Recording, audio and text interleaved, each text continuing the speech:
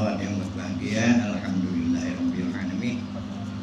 Kembali kita puji syukur kehadirat Allah Subhanahu wa taala. Syukur atas nikmatnya, syukur atas rahmatnya, syukur atas inayahnya kepada kita saja, hingga kembali kita dikumpulkan dalam majelis yang mulia ini.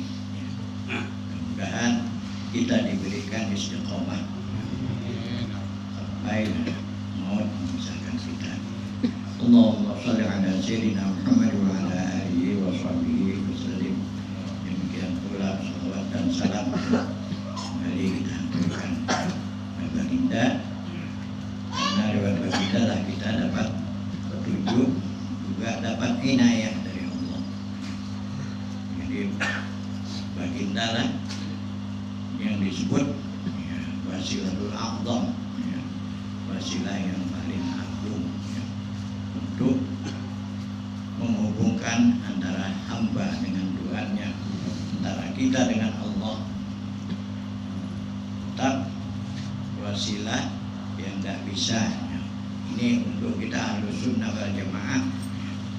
Tetap wasilah itu tidak bisa dilepas. Wasilah perantaraan baginda, dan banyak ya, kitab-kitab yang disusun oleh ulama yang mu'tabarat, ulama yang terkenal, punya kemuliaan, punya keramat di sisi Allah, punya ya, kelebihan dari umumnya orang banyak. Ya, mereka menyatakan ya Rasulullah lah babullahil a'zam. Rasulullah itu adalah pintu yang besar untuk menuju kepada Allah. Tidak ada yang bisa itu kecuali melewati baginda. Ini ahlul tarik, istilahnya tarikat apapun. Kalau tarikatnya itu benar, begitu saja ya. Tarikatnya yang berasal memang ada warid dari baginda. Kita sudah pernah dengar bahwa jalan menuju Allah itu ya ribuan, ya. Itu tarekat yang kadang-kadang yang membuat tarekat itu dapat hidayah dari Allah. Walaupun tadinya asalnya ya hanya dua yang dari baginda itu. Ya. Baginda itu hanya dua. Yang pertama dengan Allah itu turunnya Sayyidina Abu Bakar Siddiq radhiyallahu anhu. Yang la ilaha illallah itu turunnya Sayyidina Ali karramallahu wajhah. Jadi dua itu saja asal usulnya. Ke bawahnya baru bercabang banyak ya. Jadi sumbernya itu hanya dua ya. Sumber satu dari baginda, tapi diturunkan ke dua orang sahabat ya, sampai terus ya, ini silsilah mereka ya. Ada yang disebut silsilatul zahab, adanya rantai emas. Itu yang apa? Yang pertama ya, itu disebut tarekat Alawiyah, turun dari Sayyidina Ali, Sayyidina Hasan, terus pokoknya lewatnya ahlul bait semua ya, itu disebut ini. Tarekat kita ya lewat Sayyidina Abu Bakar, jadi sudah tahu semua Allah. Jadi makanya disebut tarekat aliyah, tarekat mana paling tinggi, karena sahabat yang paling tinggi yang diwariskan oleh baginda ya. Dan bisa diukur bagaimana kemuliaan Sayyidina Abu Bakar, karena kita pernah dengar hadis Rasulullah bersabda, andai katanya lawuzina, andai kata ditimbang iman Sayyidina Abu Bakar radhiyallahu anhu serta iman seluruh hamba, seluruh orang yang beriman, dikecualikan para nabi dan rasul ya, yang bukan nabi dan bukan rasul. Misalnya iman Sayyidina Abu Bakar lebih berat. Jadi rekor kita bagaimana tingginya pangkat beliau di sisi Allah, di sisi baginda ya.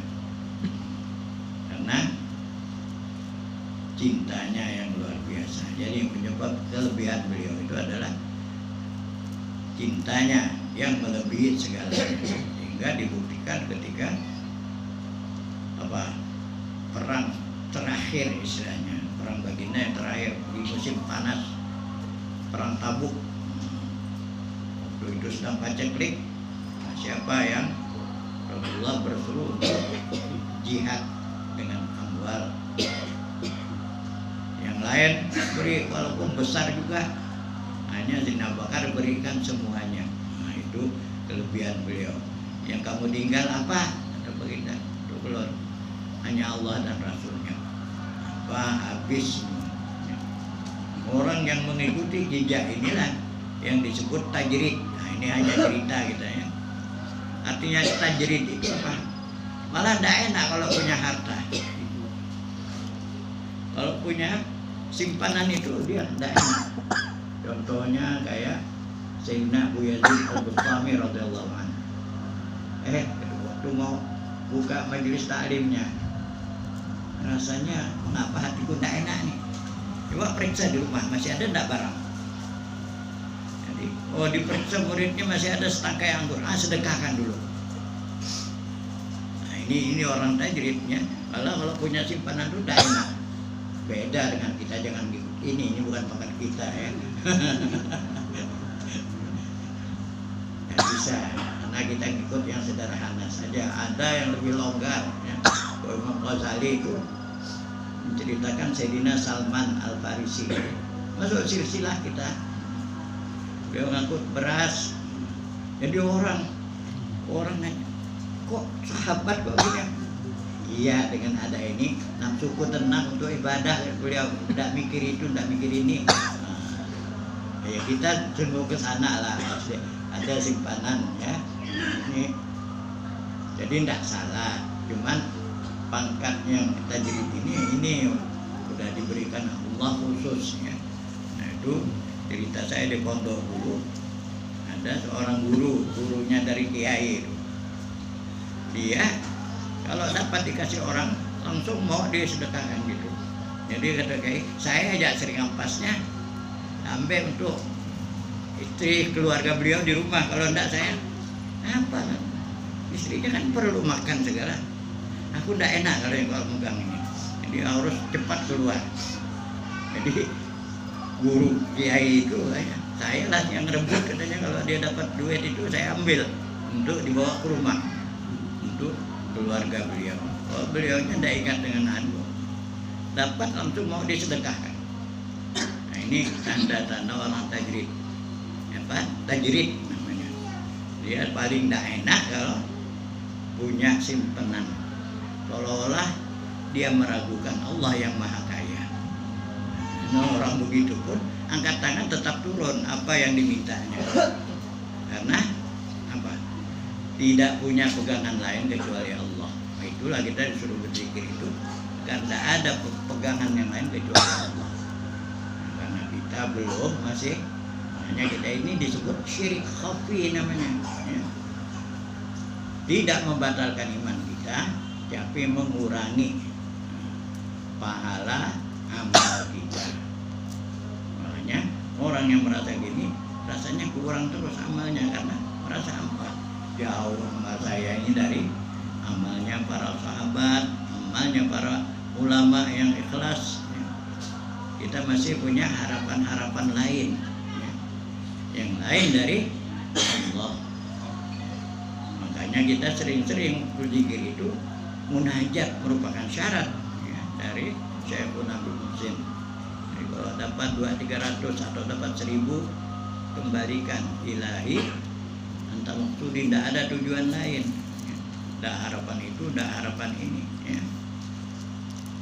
Yang dicari hanya Allah wa ridhaka matlubi, udah itu tujuannya. Adapun bonusnya ya ada akte ini ma'abataka, ada diberikan Allah rasa cinta, itu bonus ya. Minta. Jadi mudah-mudahan kita ya tetap berharap hanya kepada Allah, sehingga dalam keadaan apapun kita akan tenang kembali kepada firman Allah, ya, orang beriman itu ya tatma'innu qulubuhum bidzikrillah. Orang yang beriman tetap tenang dan tentram hatinya dengan zikrullah. Dan memang dengan zikir yang baik tatma'innul qulub akan menenangkan banyak hati. Bukan hanya yang berzikir, pendampingnya juga ikut tenang, karena tidak ada yang lebih berkuasa daripada Allah. Itu pegangan. Jadi mudah-mudahan kita diberikan istiqamah oleh Allah sampai hayat kita berakhir. Amin ya rabbal alamin. Wassalamualaikum warahmatullahi wabarakatuh.